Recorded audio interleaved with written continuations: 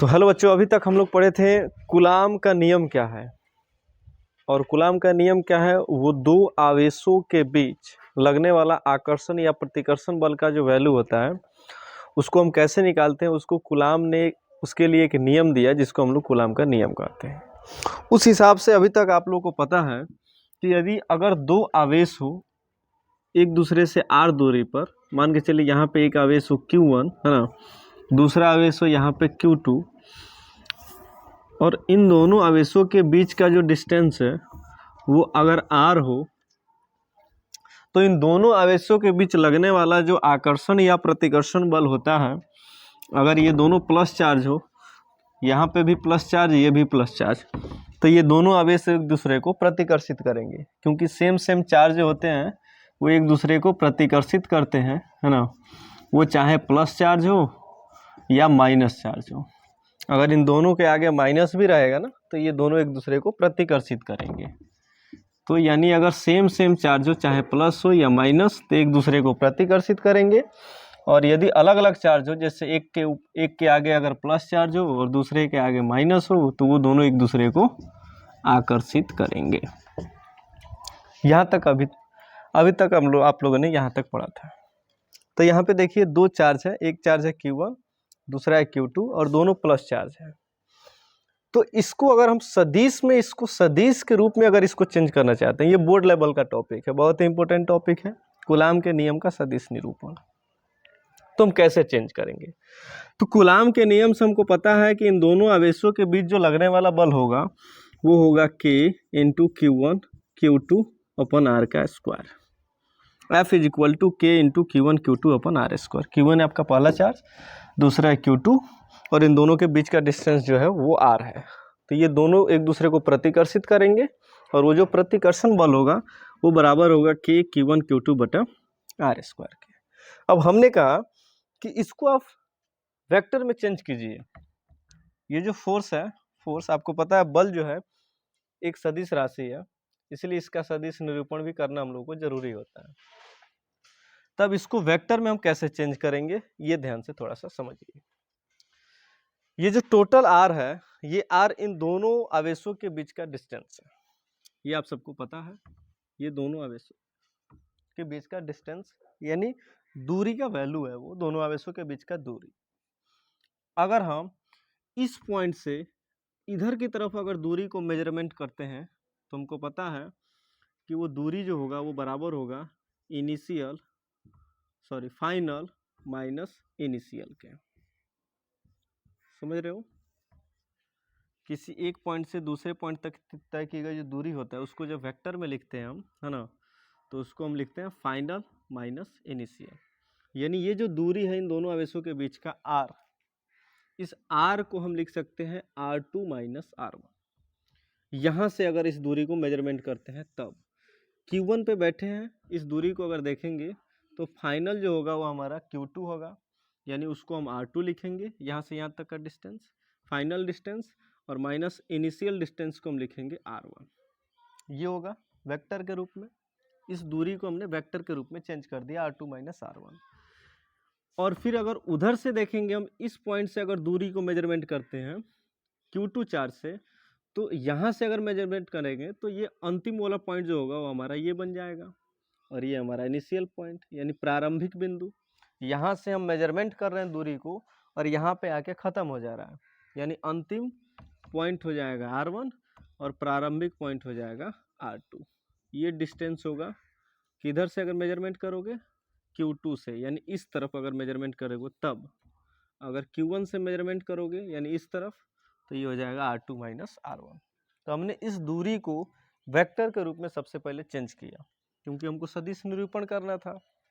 Vector के रूप में चेंज करने के लिए हमने क्या किया, यहाँ से दूरी को मेजरमेंट किया, तो जब यहाँ से दूरी को मापेंगे तो हमारा अंतिम पॉइंट हो जाएगा Q2, जो कि डिस्टेंस उसके लिए हम R2 लिए हैं, और प्रारंभिक बिंदु हो जाएगा Q1, जिसके लिए डिस्टेंस हमारा R1 है, R2 माइनस R1।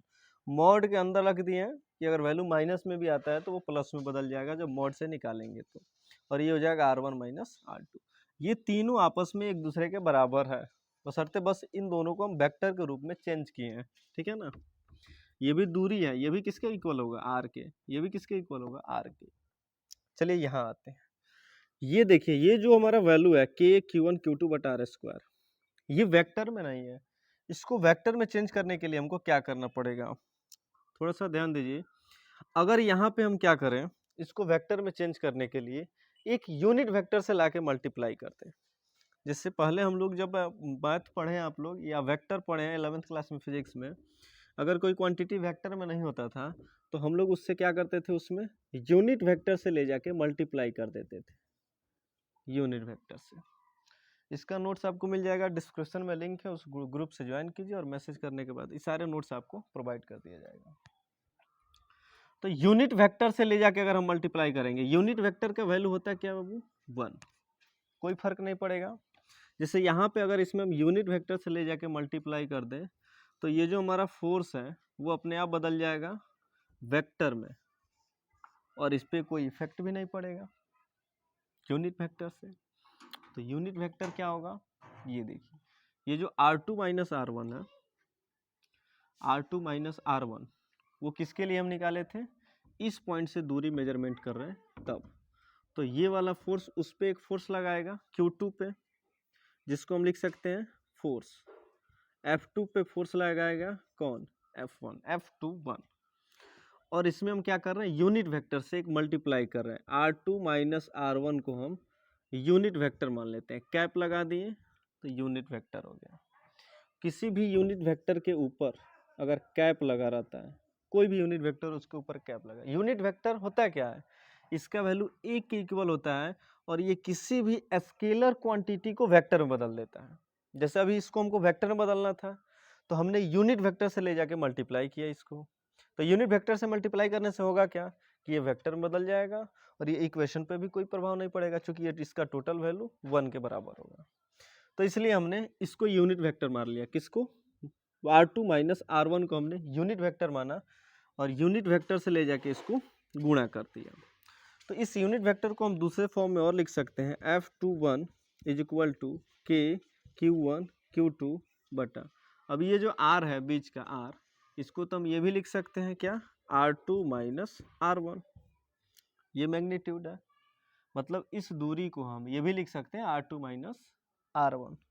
तो डिस्टेंस के जगह पे हमने लिख दिया R2 माइनस R1। और ये जो यूनिट वेक्टर है, यूनिट वेक्टर बराबर होता है वेक्टर और बटा मैग्नीट्यूड ऑफ वेक्टर, इसके इक्वल होता है यूनिट वेक्टर। कोई भी यूनिट वेक्टर है वो किसके बराबर होता है, उस वेक्टर मैग्नीट्यूड, ये मैग्नीट्यूड होता है, ठीक है ना, और ये होता है वेक्टर का वैल्यू। यानी वेक्टर यूनिट वेक्टर यानी unit a is equal to vector a बटा मॉड ए। यहाँ पे ये भी यूनिट वेक्टर क्या है, इस ए के जगह पे यूनिट वेक्टर क्या है, R2 माइनस R1। तो इसको हम कैसे लिख सकते हैं, तो वेक्टर ए यानी R2 माइनस R1 के ऊपर वेक्टर और बटा में मॉड ए यानी R2 माइनस R1, मॉड के अंदर। समझ रहे हो इतना चीज़। सबसे पहले हमने यूनिट में बदलने के लिए, सॉरी वेक्टर में बदलने के लिए इसको यूनिट वेक्टर से गुणा किया। अब यूनिट वेक्टर के जगह पे हम ये वैल्यू लिख सकते हैं, तो इसके जगह पे लिख लेते हैं हम क्या कि R2 माइनस R1 वेक्टर और बटा में मॉड ऑफ वेक्टर है R2 माइनस R1 मॉड के अंदर। यहाँ पे इसका स्क्वायर था, यहाँ भी स्क्वायर रहेगा, ठीक है ना। आगे समझिए कि Q1 Q2 बटा, अब R2 माइनस R1 का स्क्वायर है और यहाँ पे R2 माइनस R1, स्क्वायर में एक और R2 माइनस R1 से गुणा होगा तो क्यूब में हो जाएगा, R2 माइनस R1 का ये हो जाएगा क्यूब, और यहाँ बच जाएगा वेक्टर R2 माइनस R1। तो ये हो गया हमारा सदिश निरूपण। इसके लिए तो दूसरे चार्ज पे लगने वाले फोर्स के लिए पहले चार्ज के कारण लगने वाला फोर्स जिसको हम लिखे F21, F21 का मतलब, F2 का मतलब दूसरे चार्ज पे लगने वाला फोर्स किसके कारण, 1 के कारण।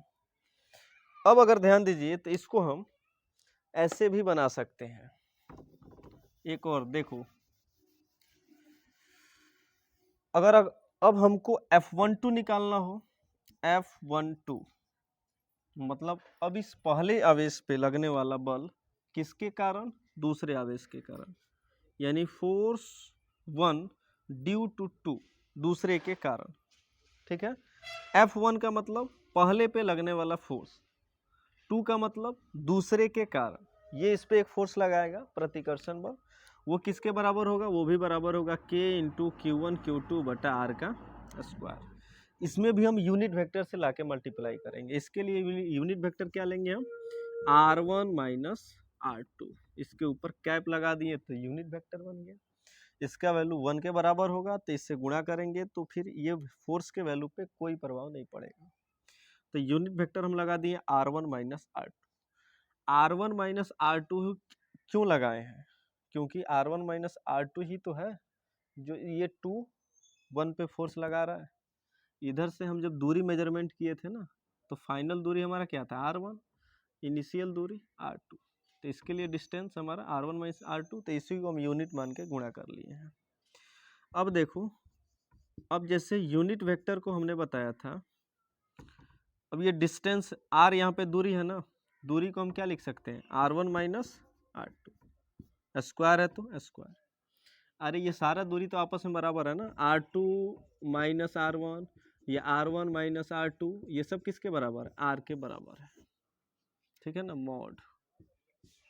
तो इसलिए इसके जगह पे हमने लिखा R1 माइनस R2, R के जगह पे। ये कैप है, हमने बताया कि आपका जो कैप जो होता है, यानी यूनिट वेक्टर जो होता है, वो वेक्टर ए बटा मॉड ए के इक्वल होता है। यानी ये जो यूनिट वेक्टर है कैप ए, ये किसके बराबर होगा, वेक्टर ए, यानी R1 माइनस R2 के ऊपर वेक्टर और बटा मॉड ए, यानी मॉड में R1 minus R2, R1 minus, यहाँ भी R1 माइनस R2 का स्क्वायर, यहाँ भी R1 माइनस R2 स्क्वायर में जाके इससे मल्टीप्लाई होगा तो ये हो जाएगा K Q1 Q2 बटा R1 माइनस R2 का ये हो जाएगा क्यूब, R1 माइनस R2 का क्यूब, और इनटू में बच जाएगा R1 माइनस R2 वेक्टर। तो ये देखिए हमने वेक्टर फॉर्म में चेंज कर लिया ये दोनों आवेशों के कारण लगने वाले फोर्स को। कभी कभी क्या होता है कि इस R1 माइनस R2 को किसी किसी बुक में R12 लिखा रहता है, और कभी कभी इसको किसी बुक में R21 लिखा रहता है, कंफ्यूज करने वाला चीज़। कभी कभी इस R1 माइनस R2 को किसी बुक में R12 लिखा है, किसी बुक में R21 लिखा है। अब किसका सही किसका गलत ये तो नहीं पता, लेकिन इसको आप इस फॉर्म में लिखिएगा तो ये कभी भी गलत नहीं होगा, R1 माइनस R2 ये एकदम परफेक्ट सही आंसर है। चलिए इसको नोट कीजिए, फिर हम लोग आगे बढ़ते हैं।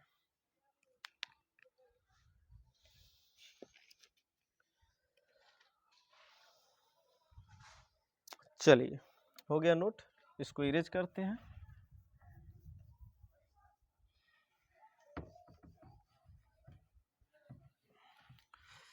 कुछ नहीं है, ध्यान से पढ़िए, थोड़ा सा मेहनत कीजिए।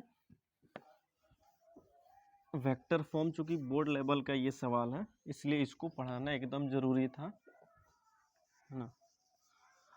अभी हम लोग पढ़ते हैं थोड़ा सा, आपने 11th क्लास में पढ़ा होगा ग्रेविटेशनल फोर्स, गुरुत्वाकर्षण बल, और ये बताता है कि किसी भी दो वस्तुओं के बीच में एक गुरुत्वाकर्षण बल लगता है। जैसे कोई दो ऑब्जेक्ट हो, एक m1 द्रव्यमान का हो, एक m2 द्रव्यमान का हो, लाइनिंग इसका सेंटर टू सेंटर मिला देते हैं, इन दोनों का डिस्टेंस अगर r हो, तो लगने वाला जो बल होता है, ये दोनों एक दूसरे को आकर्षित करते हैं, वो बल किसके बराबर होता है, F is equal to G into m1 m2 बटा r का स्क्वायर।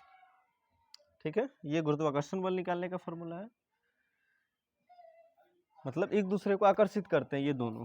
दूसरा हम चार्ज में पढ़ रहे हैं कि अगर एक Q1 चार्ज हो, दूसरा एक Q2 चार्ज हो, तो ये दोनों चार्ज एक दूसरे को भी आकर्षित या प्रतिकर्षित करते हैं, और ये फोर्स होता है F is equal to K into Q1 Q2 बटा में R का स्क्वायर।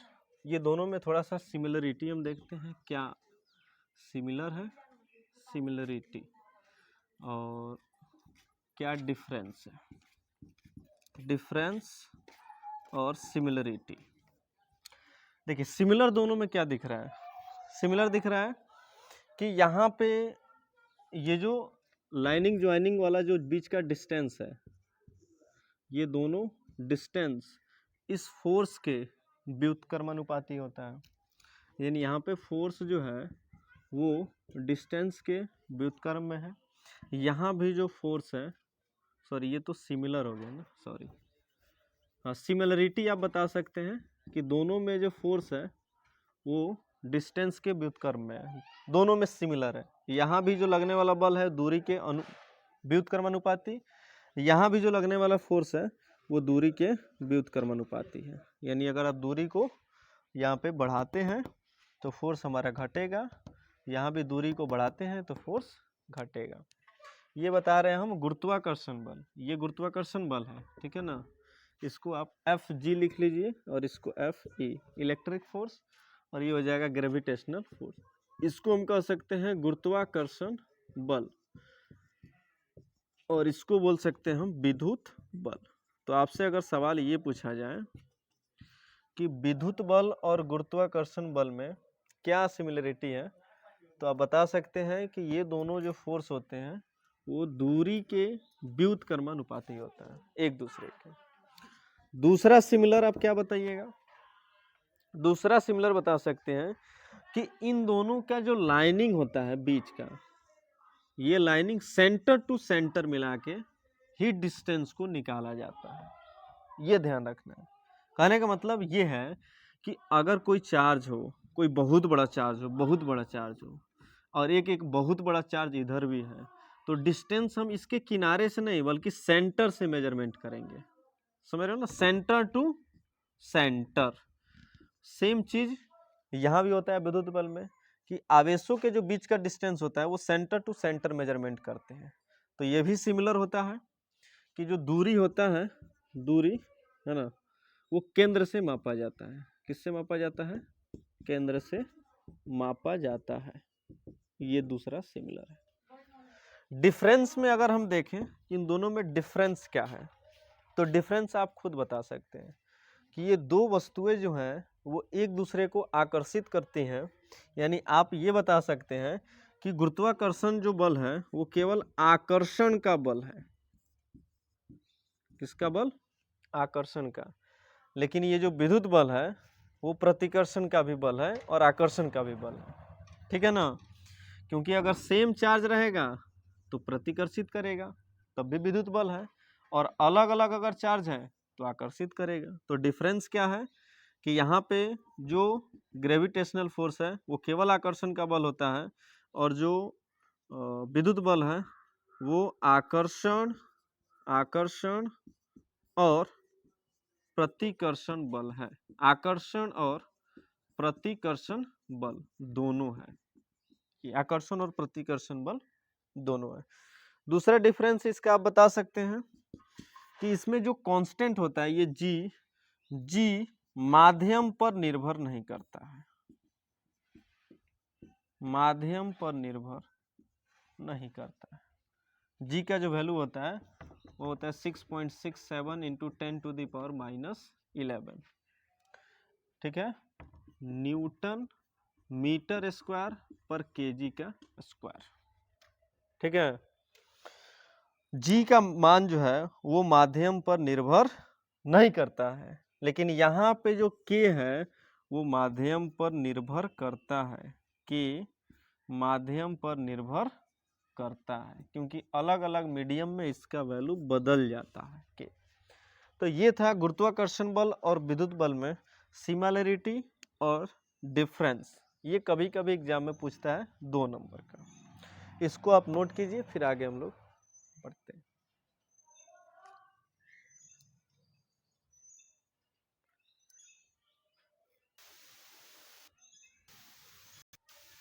तो अभी तक हम लोगों ने पढ़ा कि गुरुत्वाकर्षण बल और विद्युत बल के बीच तुलना और अंतर, समानता और अंतर, क्या क्या समानता और क्या क्या अंतर। चलिए कूलाम का नियम का जो फॉर्मूला है उस पर एक छोटा सा न्यूमेरिकल कर लेते हैं हम लोग। जैसे कूलाम का नियम जो बताता है वो दो आवेशों के बीच आकर्षण या प्रतिकर्षण बल हमको बताता है, ठीक है। तो हम क्या मान लेते हैं, इस कूलाम के नियम से हम विद्युत बल निकालते हैं और गुरुत्वाकर्षण के नियम से हम लोग क्या निकालते हैं, गुरुत्वाकर्षण बल निकालते हैं। या दो वस्तु एक दूसरे को कितने बल से आकर्षित करती है, वो ग्रेविटेशनल फोर्स निकालते हैं, उसका वैल्यू होता है G×m1m2/r²। इस पर एक छोटा सा चलिए न्यूमेरिकल करते हैं, ध्यान से समझिए। मान लेते हैं दो इलेक्ट्रॉन है, यहाँ पे एक इलेक्ट्रॉन, यहाँ पे एक इलेक्ट्रॉन। इन दोनों इलेक्ट्रॉनों का जो बीच का डिस्टेंस है वो हम ले लेते हैं r। इलेक्ट्रॉन पे जो चार्ज होता है वो होता है 1.6 × 10⁻⁻19 कूलम, और इस पर जो मास होता है, इलेक्ट्रॉन पे जो चार्ज है 1.6 × 10⁻⁻19 कूलम, और इलेक्ट्रॉन पे जो मास होता है वो होता है 9.1 × 10⁻31 kg। ये इलेक्ट्रॉन का द्रव्यमान और ये इलेक्ट्रॉन पे चार्ज। अब आपसे ये सवाल पूछा जा रहा है कि इस इलेक्ट्रॉनों के बीच लगने वाला आप विद्युत बल बताइए, यानी इलेक्ट्रिक फोर्स बताइए, और ग्रेविटेशनल फोर्स बताइए, इन दोनों का वैल्यू बताइए। तो देखिए कैसे बनाएंगे इसको। विद्युत बल के लिए ये फॉर्मूला यूज करेंगे, K/Q1Q2/r²। K का वैल्यू 9 × 10⁹, ये मीडियम पे डिपेंड करता है। ये दोनों इलेक्ट्रॉन जो है वो एयर में है, एयर यानी हवा में है, और एयर के लिए जो K का वैल्यू होता है 9 × 10⁹ होता है। तो 9 × 10⁹, Q1 यानी पहले इलेक्ट्रॉन पे चार्ज कितना होगा 1.6 × 10⁻⁻19। दूसरा ये भी Q1, दूसरा जो चार्ज है Q2 वो भी इलेक्ट्रॉन ही है, इस पे भी चार्ज सेम होगा 1.6 × 10⁻⁻19। डिस्टेंस लिए हम r का स्क्वायर, तो r²। ग्रेविटेशनल फोर्स निकालने के लिए वैल्यू फॉर्मूला ये लगाएंगे Gm1m2/r²। G का वैल्यू 6.67 × 10⁻⁻11।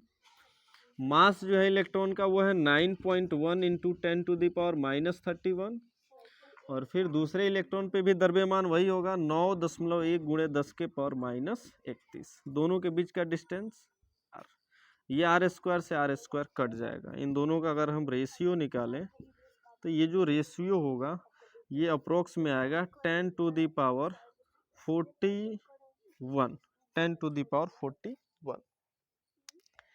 10⁻41 ये फोर्स का रेशियो होगा। यानी ये फोर्स ये बताएगा कि ये जो इन दोनों के लगने वाले विद्युत बल और आकर्षण बल दोनों की अगर तुलना किया जाए तो विद्युत बल जो होता है, विद्युत बल वो गुरुत्वाकर्षण बल से लगभग 10⁻41 गुना ज़्यादा होता है, 10⁻41 गुना ज़्यादा होता है।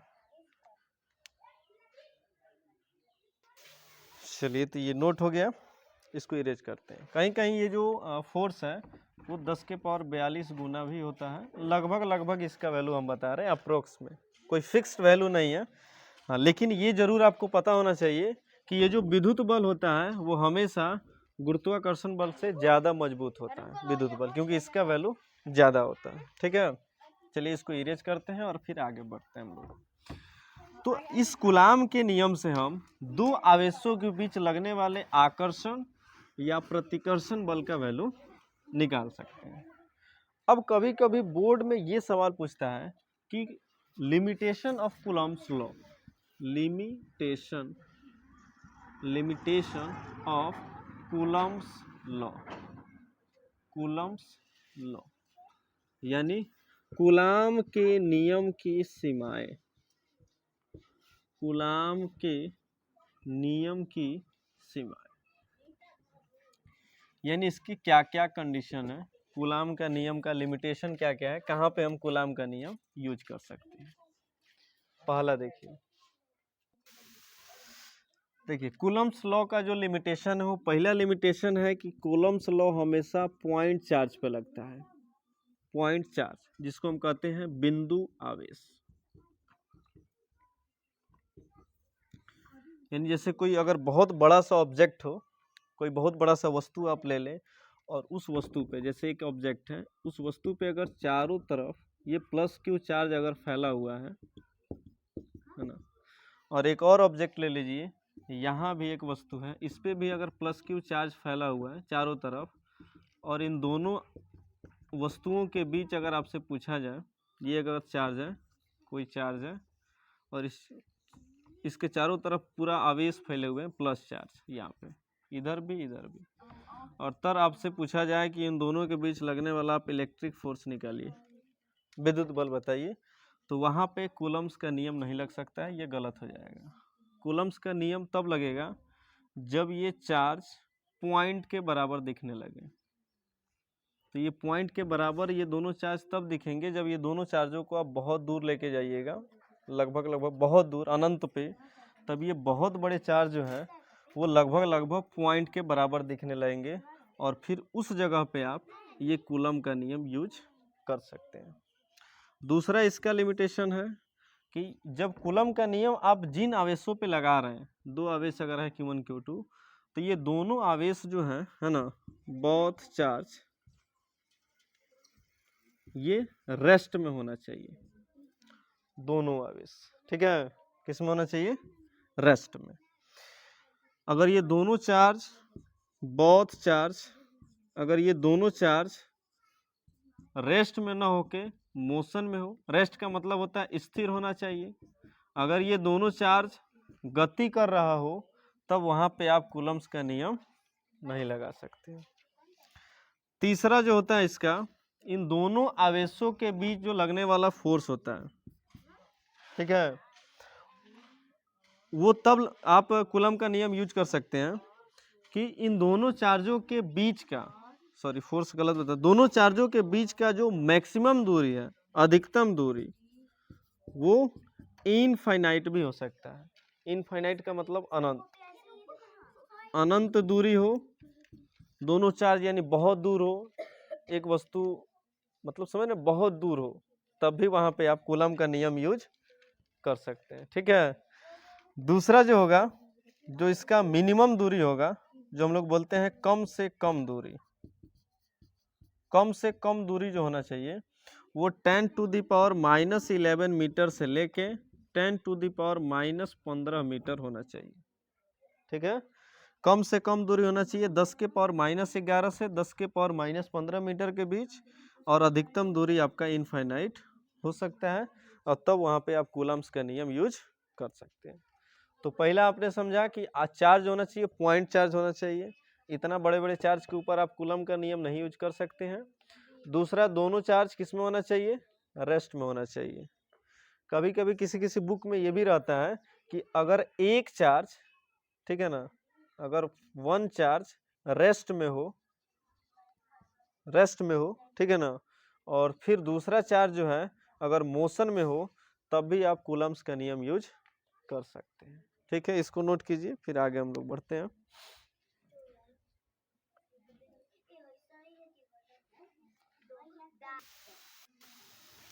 नेक्स्ट टॉपिक होगा हम लोगों का विद्युतशीलता। विद्युतशीलता या इसको बोलते हैं परमिटिविटी,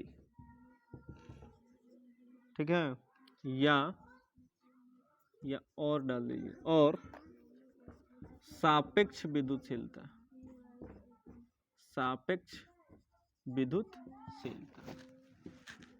छोटा सा टॉपिक है लेकिन इम्पोर्टेंट है। इसको बोलते हैं एंड रिलेटिव परमिटिविटी, ठीक है, परमिटिविटी एंड रिलेटिव परमिटिविटी। जैसे हम जो फोर्स का फॉर्मूला लिखते हैं, इलेक्ट्रिक फोर्स का, दो आवेशों के बीच लगने वाला फोर्स, वो बराबर होता है K Q1 Q2 में R²। ये K जो है इसको हम लिख सकते हैं 1/4πε0। K का जो वैल्यू है वो बराबर होता है 1/4πε0 के, ठीक है ना। तो यहाँ पे ये जो ε0 है, इसी को बोलते हैं विद्युतशीलता। क्या बोलते हैं इसको, विद्युतशीलता। ये जो विद्युतशीलता है वो मीडियम के आधार पे चेंज होते रहता है। अगर यहाँ पे F E is equal to, जब के इसके बराबर है तो इस के जगह पे हम ये चीज़ भी लिख सकते हैं 1/4 पाई एप्सिलॉन नॉट इंटू में Q1 Q2 और बटा में R का स्क्वायर। तो ये जो इलेक्ट्रिक फोर्स है हमारा वो किसके लिए है? हवा के लिए।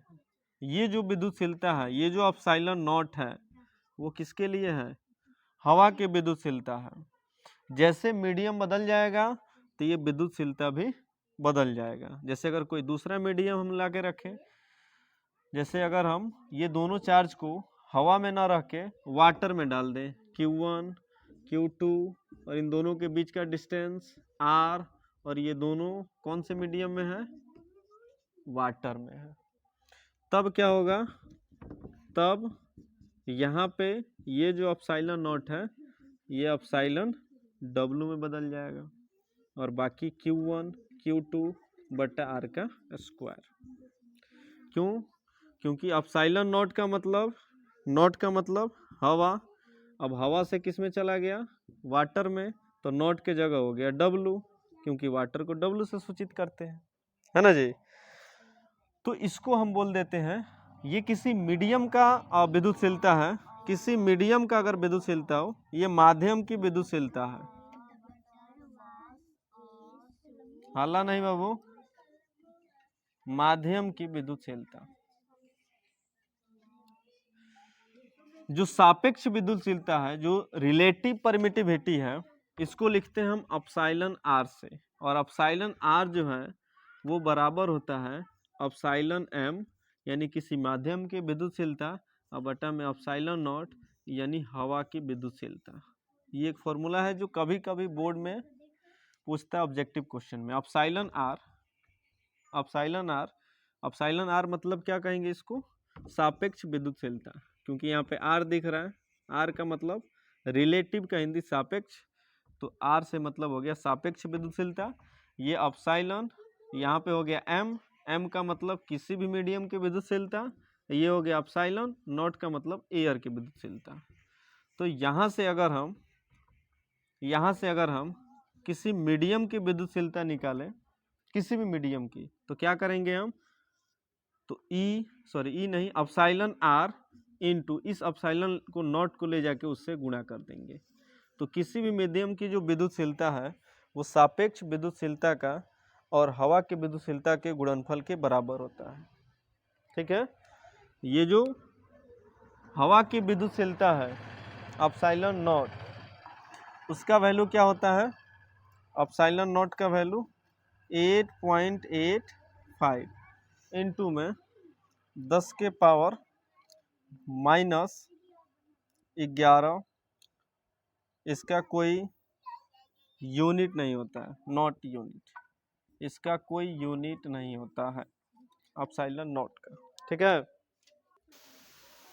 है। 10 के पावर बुक में 12 होता है, 10 के पावर -12 होता है। चलिए, तो देखिए इस फॉर्मूला से अब यहाँ पे थोड़ा सा फिल लीजिए, एप्सिलॉन नॉट का फिल क्या होता है, ध्यान से समझिए।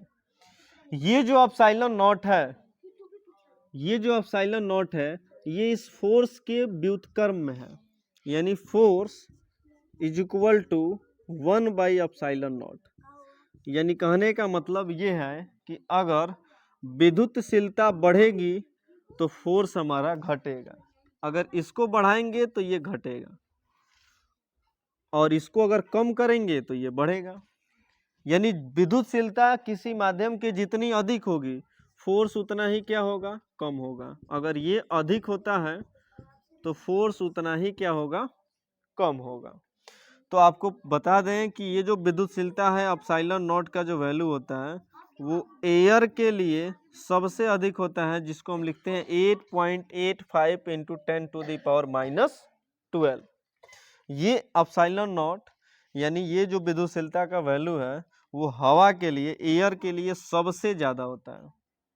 यानी अब इससे ये हम पता कर सकते हैं कि कोई भी अगर दो चार्ज हो, अगर वो दोनों चार्ज एयर में रखा गया हो, किसमें? एयर में, तो उन दोनों आवेशों के बीच जो फोर्स होगा वो हमको पता है किसके इक्वल होगा? लिखते हैं यहाँ पे हम, वो बराबर होगा F is equal to 1/4πε0 into Q1 Q2 बटा R स्क्वायर के। और यही चार्ज अगर हम किसी मीडियम दूसरे मीडियम में लेके जाएं, जैसे वाटर में डाल दें, तो 1/4πε वाटर यानी W Q1 Q2 बटा R स्क्वायर। तो ये जो हमारा फोर्स है वो एयर के लिए है और ये जो फोर्स है वाटर के लिए है। तो हमको पता है एप्सिलॉन नॉट का जो वैल्यू है वो एयर के लिए सबसे अधिक होता है। तो जब ये अधिक होगा तो ये वाला फोर्स क्या होगा, कम हो जाएगा, यानी ये एयर का फोर्स कम होगा और ये वाटर का फोर्स क्या होगा, अधिक होगा।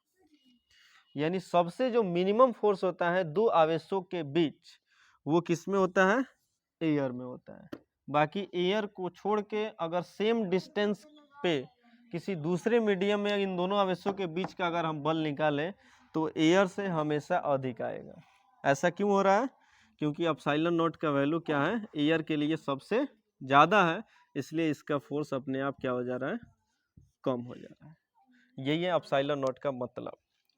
ये है एप्सिलॉन m किसी मीडियम का विद्युतशीलता, सापेक्ष विद्युतशीलता, और ये हवा की विद्युतशीलता। इसको नोट कर लीजिए।